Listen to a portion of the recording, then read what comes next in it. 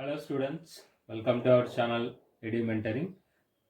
So 5th నుంచి నేను చెప్పినట్టుగా మీకు ఆల్రెడీ 5th నుంచి రివిజన్ క్లాసెస్ 1Aకి 1Bకి సంబంధించి బోత్ ఏపీ అయినా సరే తెలంగాణ వాళ్ళకైనా సరే రివిజన్ క్లాసెస్ యూస్ఫుల్ అవుతాయి. అండ్ దానికన్నా ముందుగా లిమిట్స్ నుంచి స్టార్ట్ చేద్దాం అనుకున్నాను. ఎందుకు అనేది మీకు వీడియోలోకి డీటెయిల్స్ వెళ్ళినప్పుడు తెలుస్తుంది. సో బిఫోర్ దట్ ఎవరైనా కొత్తగా మన ఛానల్ చూస్తున్నట్టయితే తప్పకుండా సబ్స్క్రైబ్ చేయండి. అండ్ వీడియో నచ్చినట్టయితే లైక్ చేయండి, చివరి దాకా చూడండి. అండ్ వీడియో ఇవాల్టి టాపిక్ లిమిట్స్కి సంబంధించి. లిమిట్ డెఫినేషన్ ఇక్కడ రాశాను, బట్ దానికన్నా ముందు ఒక ఎగ్జాంపుల్, అంటే ఈ ఎగ్జాంపుల్ తీసుకొని ఈ లిమిట్ అనేది ఇది మనకు ఆల్రెడీ వచ్చినవా రాలేదా అన్నది ఒక్కసారి డిస్కస్ చేద్దాం. లిమిట్ ఎందుకు తీసుకున్నాను కాన్సెప్ట్ అని అంటే, మీకు ఏపీ వాళ్ళకైనా తెలంగాణ వాళ్ళకైనా అది 8 మార్క్స్కి ఉంటుంది. కన్ఫ్యూజింగ్గా ఉంటుంది కూడా కొంచెం, ఎందుకంటే లిమిట్ బేసిక్ డెఫినేషన్ మీరు ఎంత బాగా అర్థం చేసుకుంటే న్యూమరికల్స్ అంత ఈజీగా సాల్వ్ చేసుకోవచ్చు. ఎందుకనంటే మోడల్ వైజ్ తీసుకున్నప్పుడు లిమిట్ డెఫినేషన్ మీకు క్లియర్గా అర్థమైనప్పుడు it will be very easy. Example, నేను ఒక ఎగ్జాంపుల్ తీసుకుంటాను. ఇక్కడ f of x equal to x² - 9/x - 3 అని తీసుకుంటున్నాను. నేను దీన్ని సింప్లిఫై చేస్తే, అంటే సింప్లిఫై కాకుండా మనం ఇక్కడ లాస్ట్ ఇయర్ 10th క్లాస్లో మీరు గ్రాఫ్స్ డ్రా చేసి ఉంటారు. ఏదో ఒక ఫంక్షన్, అది లీనియర్ ఈక్వేషన్ కావచ్చు, పేర్ ఆఫ్ లీనియర్ ఈక్వేషన్స్ కావచ్చు, ఏదైనా కావచ్చు. అంటే ఏంటంటే ఎక్స్కు ఉన్న, అంటే నువ్వు తీసుకునే, అంటే x = 0 అయినప్పుడు f of 0 ఏమవుతుంది అంటే ఎక్స్ ఉన్న ప్రతి వాల్యూ ఎక్స్కి f of x అనేది ఇంకో వాల్యూ వస్తుంది, అంటే కరస్పాండింగ్ వాల్యూ అని అంటాం. For every value of x there will be corresponding value of f of x. దీన్ని చూస్తే ఇప్పుడు x = 0 అనేది నేను ఈ ఫంక్షన్లో తీసుకున్నాను, అంటే x 0 అయినప్పుడు f of x ఏమవుతుంది, f of 0 అవుతుంది. దీని వాల్యూ 3 అవుతుంది. అలాగే f of x = 1 అన్నప్పుడు f of 1 ఏమవుతుంది, సింప్లిఫై చేస్తే 1 - 9 - 8 1 - 3 - 2 4 అవుతుంది. x = 2 తీసుకున్నప్పుడు f of 2 తీసుకుంటే 2 - 3 5 అవుతుంది. కానీ x = 3 f of 3 తీసుకుంటే 0/0 వస్తుంది. x = 4 తీసుకుంటే f of 4 = 7 వస్తుంది. ఇక్కడ అన్ని చూసుకుంటే మనకి ఈ వాల్యూకి ఒక డిటర్మైన్ చేస్తానంటే మనం యాక్సెప్టబుల్ వాల్యూ వచ్చింది. 4 అనేది యాక్సెప్టబుల్ వాల్యూ, 5 అనేది యాక్సెప్టబుల్ వాల్యూ, మ్యాథమెటికల్గా చెప్తున్నా. కానీ ఈ 0/0 అనేది యాక్సెప్టబుల్ వాల్యూ కాదు.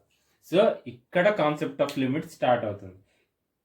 అసలు ఇక్కడ నుంచి 0 మనం మ్యాథమెటికల్గా మనం ఏం చేసినా మనకి మ్యాథమెటికల్గా యాక్సెప్టబుల్ అయ్యే వాల్యూస్ రావాలి. అవి రియల్ కావచ్చు, ఇమాజినరీ కావచ్చు. కానీ ఇది ఇండిటర్మినెంట్, అన్డిఫైన్డ్ ఫామ్ అనమాట. 0/0 అనేది అసలు నథింగ్, దాని వాల్యూ ఏంటో మనకు తెలియదు, అసలు డిఫైన్ చేయలేదు మ్యాథమెటిక్స్లో. ఇలాంటి ఫామ్స్ మనకు రాకూడదు కదా మ్యాథమెటిక్స్లో. కానీ ఇప్పుడు ఈ వాల్యూ అట్ x = 3 ఈ ఫంక్షన్కి అది వస్తుంది. కాబట్టి మరి ఇక్కడ లిమిటింగ్ వాల్యూ అని అంటాం. అంటే ఇప్పుడు లిమిటింగ్ వాల్యూ అనేది ఎక్కడి నుంచి వస్తుంది అంటే ఇలాంటి ఫామ్స్ వస్తాయి కాబట్టి మనం లిమిటింగ్ వాల్యూకి వెళ్తాం. లిమిటింగ్ వాల్యూ అంటే ఏంటి అని అంటే x = 3 దగ్గర ఉన్నప్పుడు ఇది 0 అయిపోతుంది. 3 కన్నా ముందు ఒక వాల్యూ ఉంటుంది కదా, 3 తర్వాత కూడా ఒక వాల్యూ ఉంటుంది. అంటే నేను ఓన్లీ నెంబర్స్ అంటే హోల్ నెంబర్సే తీసుకున్నా, 0 1 2 3 4. అలా కాకుండా మనకు డెసిమల్ వాల్యూస్ కూడా ఉంటాయి కదా. 3 కన్నా ముందు నేను ఒక వాల్యూ తీసుకుంటా, 2.95 అనేది తీసుకుంటా, లేదా 2.9 తీసుకోవచ్చు. 3 తర్వాత ఫర్ ఎగ్జాంపుల్ 3.01 అని తీసుకుంటాను. 3.01 తీసుకున్నా, 3.01 కాదు 3.1 తీసుకున్నా, లేదా 3.05 తీసుకున్నా, ఏదైనా సరే 0.1 తీసుకున్నా, ఇలా ఏది తీసుకున్నా కూడా ఇప్పుడు నేను దీన్ని క్యాలిక్యులేట్ చేస్తే నాకు వచ్చిన వాల్యూస్ ఏంటంటే f of 2.9కు నాకు 5.9 వచ్చింది. అలాగే అంటే ఇక్కడ చేయలేదు, నేను రఫ్గా చేసుకున్నా. f of 2.95 అనే వాల్యూకి నాకు వచ్చిన వాల్యూ 5.95 అనేది ఉంది. సిమిలర్లీ f of 3.1కి 6.1 అనేది వాల్యూ ఉంది. ఈ 3 ఎగ్జాంపుల్స్లో తీసుకుంటే ఇది 6కి దగ్గరగానే ఉంది, ఇది 6కి దగ్గరగానే ఉంది, ఇది 6కి దగ్గరగానే ఉంది. ఇప్పుడు లిమిటింగ్ వాల్యూ కాన్సెప్ట్ అంటే when x is tending to 3, f of x value equal to 6. ఇది మీరు చూసి చెప్తున్నారా అని మీరు అనుకోవచ్చు, కానీ నేను దీన్ని చూసి కాదు చెప్పేది. సో మీరు చేసిన మెథడ్లోనే నేను చేసి చెప్తాను. సో ఈ వాల్యూస్ కాసేపు రబ్ చేసేస్తా. సో ఏ స్క్వేర్ మైనస్ బి స్క్వేర్ ఫామ్లో ఉంది కదా. సో దీన్ని x+3 ఇంటూ x-3 రాసేసి x-3 డినామినేటర్ కాబట్టి x-3 క్యాన్సిల్ చేస్తే, సో ఇప్పుడు లిమిట్ ఎక్స్టెండింగ్ టు 3 కాబట్టి x+3లో 3+3 రాస్తాం. సో అప్పుడు 6 అవుతుంది. ఇది మీరు మ్యాథ్స్లో చేసేది, న్యూమరికల్స్లో చేసేది ఇదే అనమాట.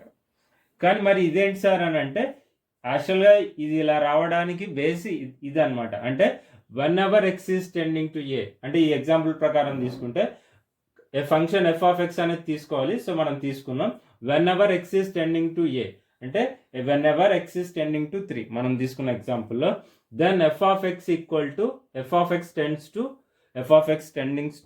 అనొచ్చు, లేదా f of x equal to అనొచ్చు. So then f of x equal to l. So మీకు ఇంకా అర్థం అవ్వడానికి ఈక్వల్ టు అనే రాస్తా. f of x equal to l అంటే ఇక్కడ మనకి ఎగ్జాంపుల్ ఏమొచ్చింది, f of x equal to 6. Then 6 is called the limit of the function. So limit అంటే మీరు ఇది అనుకునేది, ఇది కాదు.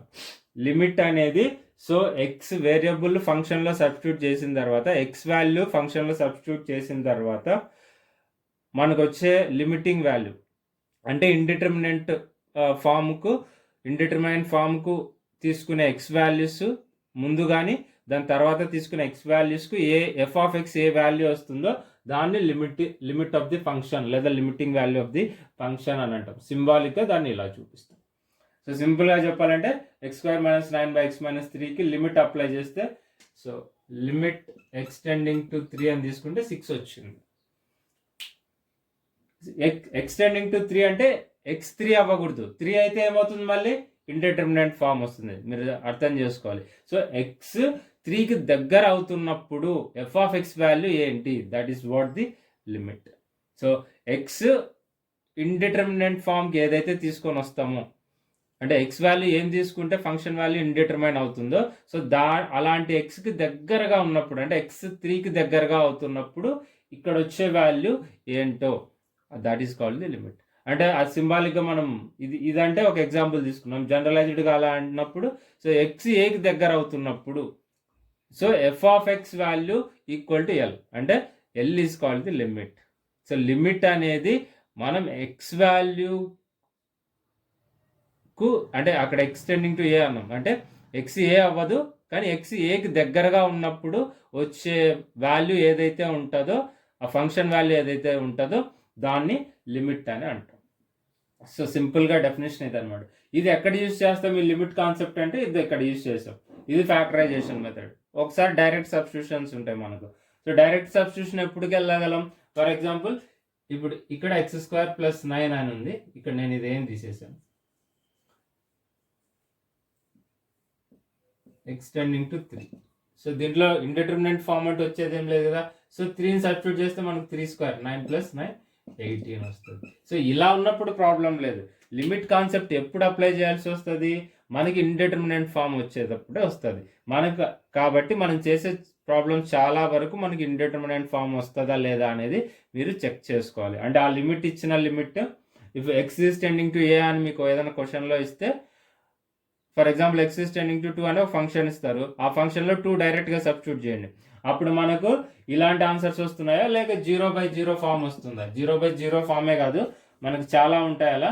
0/0 form, infinity form, so 1/∞ form, ఇలా ఏ ఫామ్స్ వచ్చినా కూడా మనకు అది వ్యాలిడ్ కాదు. సో అప్పుడు ఏం చేయాలి అన్నది లిమిట్స్ చాప్టర్ అంతా. సో ఏం చేయాలి అన్నది will start from 5th onwards. So basic idea కోసం ఇది చెప్పాను. Hope you understood. So in case doubt ఉంటే కూడా, ఎవరన్నా విని డౌట్ ఉంటే మీరు మళ్ళీ కామెంట్ చేయండి, నో ప్రాబ్లం. మళ్ళీ రివిజన్ క్లాస్ స్టార్ట్ చేసేటప్పుడు కూడా మళ్ళీ విత్ ఎగ్జాంపుల్స్ చెప్తాను బెటర్. ఎలాగప్పుడు కంటిన్యూషన్ కాబట్టి విత్ ఎగ్జాంపుల్స్ చెప్తే మీకు ఇంకా బెటర్గా అర్థం అవ్వచ్చు. సో మర్చిపోకుండా సబ్స్క్రైబ్ చేయండి కొత్త వాళ్ళైతే, చూసిన వాళ్ళు. సో ఎందుకంటే నేను చేసిన ప్రతిదీ వీడియోస్ మీకు ఇప్పటి నుంచి నోటిఫికేషన్ రూపంలో వస్తాయి. అండ్ దాంతోపాటు సో సబ్స్క్రైబ్ చేసుకున్న తర్వాత మర్చిపోకుండా బెల్ ఐకాన్ ట్యాప్ చేయండి. సో అలాగైతేనే నేను చేసేవన్నీ మీకు నోటిఫికేషన్లో వస్తాయి. Thank you so much for your support.